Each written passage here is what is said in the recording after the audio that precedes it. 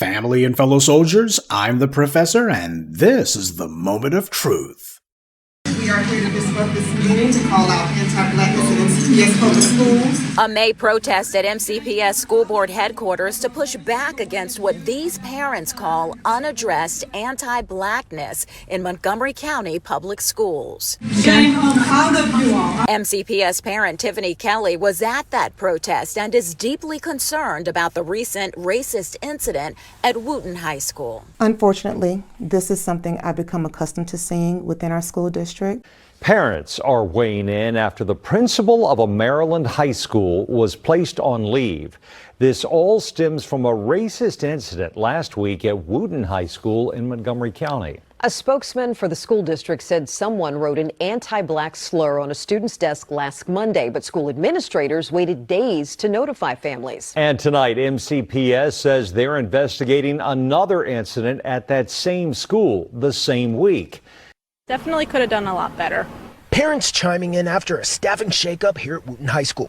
Tuesday, Montgomery County Public Schools sending out this letter, letting families know Principal Douglas Nelson is on administrative leave after 2 alleged racist incidents on campus in the same week. To me, it just seems like the principal is being used as a scapegoat. You know, obviously there's a problem here that they need to handle. These things can't keep happening, but to put the blame on the principal, who has, in my opinion, done nothing but support these kids and been a great principal, is not right. MCPS telling families they're investigating another incident days later after a substitute allegedly used the N-word to describe what had happened earlier in the week. Follow your own protocol, MCPS. That's what we want them to do. It's all outlined here. Now advocates like Wylea Chase are sounding the alarm. She's a member of the MCPS Hate Bias Advisory Group, and she's calling on the school district to use the tools they already have. On Wednesday, I took a closer look at the MCPS policy for responding to incidents of hate bias. On its website, MCPS showcases a 3-tiered system to, quote, better address and communicate serious incidents that occur within our schools. I asked MCPS representatives if the school district now plans to make any adjustments to the system. A spokesperson with MCPS tells me in a statement the recent incidents at the school are unrelated to this system, and we have no plans to modify it. This is the holy days season for the black media, and that being the case, it's crucial for us to remember the reason for this season. It's to honor our grandmaster teachers, the people who didn't just inform us, but who also educated us. And they also impressed upon us the need to educate ourselves. And that's the theme of this morning's briefing, dealing with education in particular. Now, the incident that you just saw snippets from occurred on December 3rd, but the school district didn't do anything until it made the news. One of the school system's flunkies gave a phony, empty apology, quote unquote, for the school system's delayed reporting in response to the incident, which is the white media's way of saying refusal to do anything about this kind of incident. They're creating safe spaces for this anti-black racism. The white media, who covers up these incidents when they're not blatantly justifying them, is trying to claim that this is only the second such incident in 8 months. Now, you have to be a complete moron to believe that. We all know that this is actually the second one that they weren't able to cover up. That's what they actually mean. We couldn't hide this one. We couldn't ignore this one like we did all the others. And also, I have to wonder what that white woman's response would have been if someone had told her that her child's school was teaching that white people are inherently racist, and that there were slurs about white students being thrown about her school, and that the principal and the school system didn't tell the parents that this was all going on, and didn't do anything about it, and that there have been several incidents like this in the school's recent past, and the school district didn't tell the parents. In fact, they tried to conceal it. What would her response be? Would she still be defending that principal, or would she be one of those unhinged nutbags who were paid to go to those school boards and shriek things like the deranged kooks they are about how they're not racist even though they are? Is that perhaps the response she would have given? But of course, as we all know, these little racist students who go to these schools, who do you think their parents are? They didn't just sprout out of the ground anti-black racists. That stuff is taught in the home. It's taught in the home by their parents, who then go out into the world whenever their children commit some act of anti-black racism, and they try to either deny it, or if denials fail, they try to make excuses for it. But the point is, they're not going to condemn it. They're there to enforce it because they are the ones who are actually teaching it, encouraging it, and in fact, in many cases, demanding that their children act this way. It was the students at that high school who had to step up and take action because the school board isn't. And we know why that is, because this is the environment they want. The rules of racism have to be taught to the dominant society's youth very early, and that lesson begins with teaching that they're free to practice their anti-black racism without consequences. That's part of the reason why they go to the mat to protect these little racists. Otherwise, these would-be race soldiers in training would lack the necessary belligerence and aggression that's necessary to perpetuate a system of racial injustice that they all depend on. Now, as you saw, the school board was asked if they were going to make any changes to their alleged anti-racism policies after this latest spate of anti-black racist incidents showed that the school system was refusing to act. Would they make any changes? Well, predictably, the school system's public information officer said no. And her name is Liliana Lopez. Behold, the glorious Black-Brown Alliance in action. Or didn't you notice that nobody was able to point out any incidents of racism against non-black students? Interesting how it always seems to work out that way.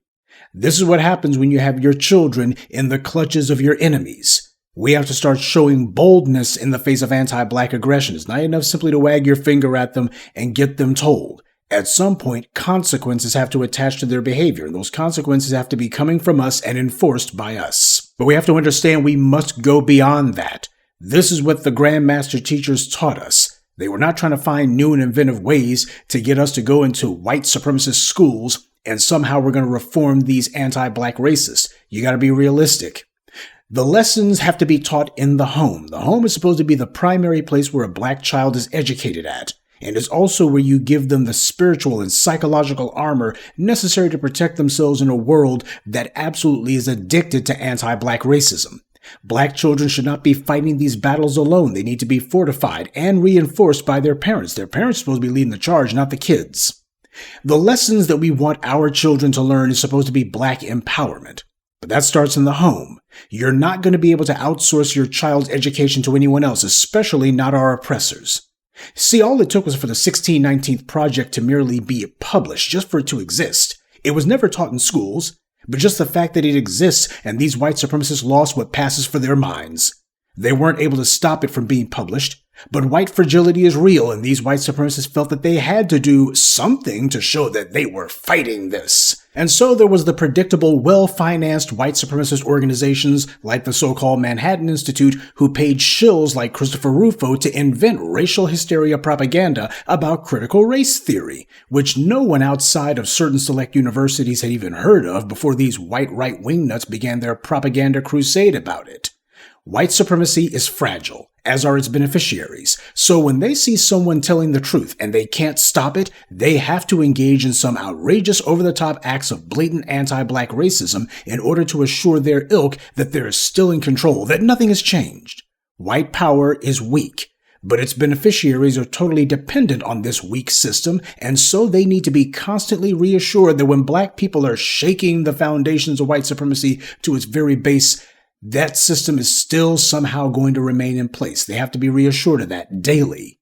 That's what all this performative extremism by these anti-black racists is meant to do. These are meant to be confidence-building exercises for these white supremacists, to reassure them that no matter what black people are doing that makes them feel nervous and insecure, white power can still do all this foul, racist garbage openly and not be immediately or directly punished. And to the dominant society, that's comforting. That's the reason why you had those crisis actors, also the result of those same shadowy white forces who were being prompted and probably paid as well to go to those school boards and scream and yell and shriek, and of course the Fox News local affiliates were always there to record it. So you got a closed loop of propaganda conceived of, paid for, organized, and promoted by these white supremacists. And that's the reason why it's not merely enough for black people, especially black parents, to merely object to it. You have to fight it. The so-called educational system is the racial indoctrination system. Their job is to put mental shackles on the minds of the next generation, especially the black youth. There's an old saying that if you don't read the newspaper, you're uninformed, but if you do read the newspaper, you're misinformed. Well, to take that saying and apply it to the education system under white supremacy, if you haven't gone to one of their schools, then you are uneducated. But if you did go to one of their schools, then you're miseducated. They didn't create their schools for the purpose of educating you. They did it largely in response to the economic needs brought about by the Industrial Revolution. Do you think it was some accident that there were no neighborhood schools and certainly no school systems as we think about them prior to the mid-19th century? Why then? Because they didn't need them before then. But with the spread of industrialization and the decline of the agrarian rural farming economy, people needed more than a strong back and the ability to stand for several hours in order to make a living. They now also would need to have a certain level of technical ability too, and that started with being able to read, write, and count. And the more sophisticated the technology, the more proficient you would need to be in those skills in order to competently use those tools. They didn't set up the school system to do you any favors. They did it in order to make sure they would have a steady supply of worker bees to power their industrial economy, like the Matrix. An educated person is capable of critical thinking, or as we in the black media call it, just plain thinking. But the educational system was never meant to teach you how to think. It was meant to teach you how to be capable of carrying out technical instructions to a T. It was meant to teach you how to obey. So they start with teaching you to unquestioningly obey your teachers. Later on, so-called political leaders. Then finally, employers who were the ones who actually set up this paradigm in the first place. And having never been taught to question what you're told, or even taught how to question things, you just mindlessly obey. As George Carlin said, they want you to be just smart enough to work the machinery and just dumb enough to accept the low wages, end of overtime, and a pension for the few people who still get those, that disappears the moment you try to get it. But where black people are concerned, the threat is far more insidious. The educational system is meant to teach and reinforce the racial pecking order, and to teach young non-black people to be comfortable with anti-black racism, to be blatant, openly anti-black, violently anti-black, and to teach the perpetrators of anti-black racism from an early age that they will have members of the local government taking their side, the side of anti-black racism. And it also indoctrinates them that anti-black racism is not merely permitted, it is openly encouraged.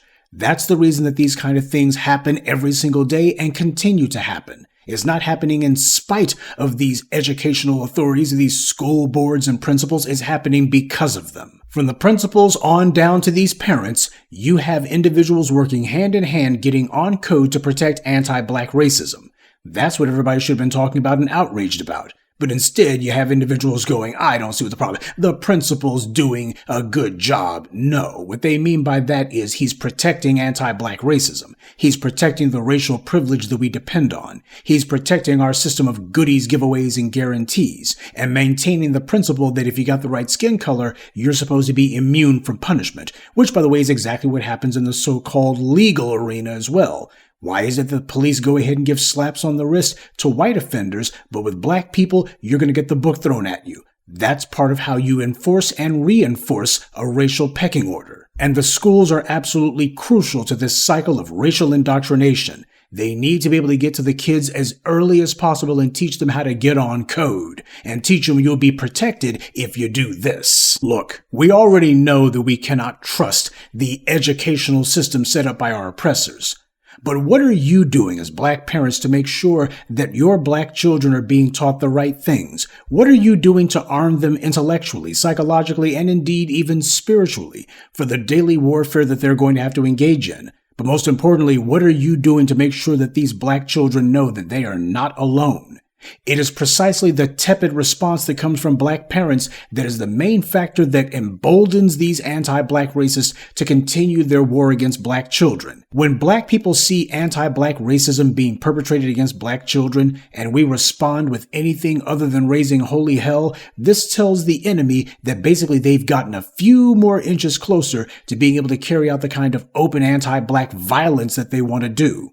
That's the reason why when this kind of stuff occurs, giving a weak, lukewarm, tepid response is not an option. When it comes to black children, that is supposed to be when we make it clear to everybody, you've gone too damn far. Black people in general and black parents in specific need to be very careful that they're not allowing their children to be miseducated in these schools. Your child should never have more regard for their teachers than they have for their parents when it comes to establishing intellectual authority. This means that black parents have to smarten themselves up so that they can stand their children up. up. Black parents must take the lead in confronting these anti-black racists whenever these incidents occur. In fact, black parents must take the lead in confronting the enemy even when these things don't occur. These white supremacists and these school systems are carrying out a race war against black children. And that being the case, in war, the most important thing is for you to put the bastards on the defensive and keep them there. That's how you teach these white supremacists not to test you. But more importantly, that's how you teach black children to respect you.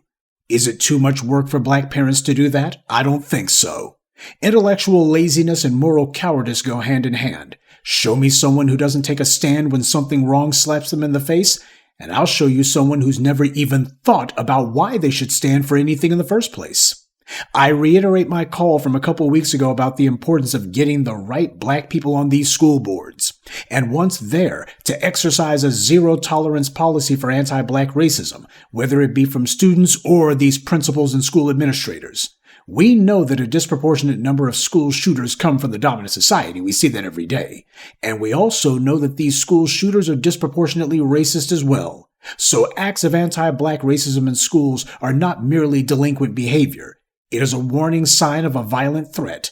If not in the schools, then certainly when these little would-be race soldiers in training get out into the adult world.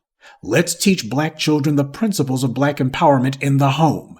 But it's equally important that black parents begin teaching by example how to impose black empowerment on the enemy outside the home as well. That is a lesson every black child could stand to learn. Good day, and be one. I'd like to take a moment to mention some of our contributors: Lisa Taylor, Terrence Welch, Jacques Hargett, Onan X, and Sean. Salute to them and thank you to everyone for listening, liking, and sharing this message. Black empowerment only exists because of you.